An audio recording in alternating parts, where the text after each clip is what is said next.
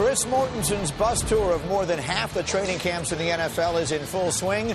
Pulled in this morning to St. Louis, where the Rams have won just 5 games the last 2 years combined. That's 5-27 if you're keeping score at home. New coach Steve Spagnuolo will try to bring the spirit back to St. Louis. Mort was with him today. He joins us now with all the details. Hi, Mort. Hey, Graney, by the way, the bus is not for the faint of heart, so obviously you can't come on there. But the Rams training camp so far has not been for the faint of heart. In fact, General Manager Billy Devaney had this in mind when he hired Steve Spagnuolo. He wanted to change the identity and culture of this football team. So they go out and they draft Jason Smith, the Baylor offensive tackle, Ohio State linebacker James Laurinaitis. And Spagnuolo, he wasn't afraid to come on the bus. In fact, he came on to talk about the influence of the last 2 head coaches he's worked under, Andy Reid of the Philadelphia Eagles and Tom Coughlin of the New York Giants. Coach, come on, welcome to my little summer hangout here. I heard there was a movable palace in here. You know what? It's almost close to the truth. Good for you. 8 years under Andy Reid? Yeah. Was it? 2 years under Tom Coughlin. Okay. That's right.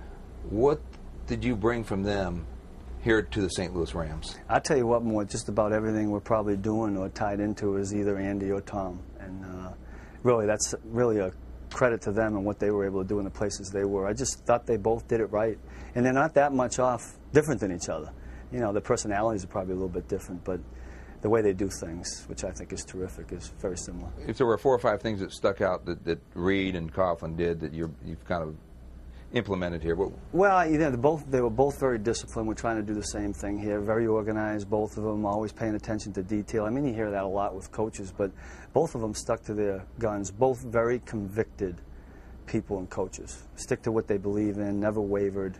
And I think because of that, both of them have been very, very successful. We did notice high energy. I never saw Andy Reid running around the field like you did, Coach. You know, and I did see a quote from your brother Kevin who said, "Type A." No, Steve is type AAA. No, I tell you, I'm probably no different than any other head coach. I mean, you know, and it's new to me. So if I want to try to get around, get my eyes on everything. So consequently, I got to do a little bit of jogging. Interesting to see how physical camp has been. And I know you've gone from being with the 3rd oldest team in the league to the 3rd youngest. I think that helps, but that's something that went on in Philadelphia, New York, too, didn't it? Yeah, pretty much. A little bit more in Philadelphia. And maybe it's a taste of 1999, you know, when Andy and the staff first got there, and we kind of got after it pretty good right from the beginning. Now, I don't know if Coach Reid has adjusted since, but it's kind of a, you know, it's a tone setter and a mindset, and we're going to be smart about it now. We don't want to beat up our own team and not be able to play. But so far, the guys have been pretty receptive. Thanks, Coach. Good. That helps you. That gets it done for you? It does. Well, Rams star running back Steven Jackson told me he noticed a difference as soon as he came to the off-season program and saw Olympic weights instead of machines in their weight room. And so this has been a very emotional, passionate training camp. In fact, so emotional, just check out Steven Jackson when he sent us on his way by slapping on the ceremony decal on the old bus. Thanks, Chris, for stopping by.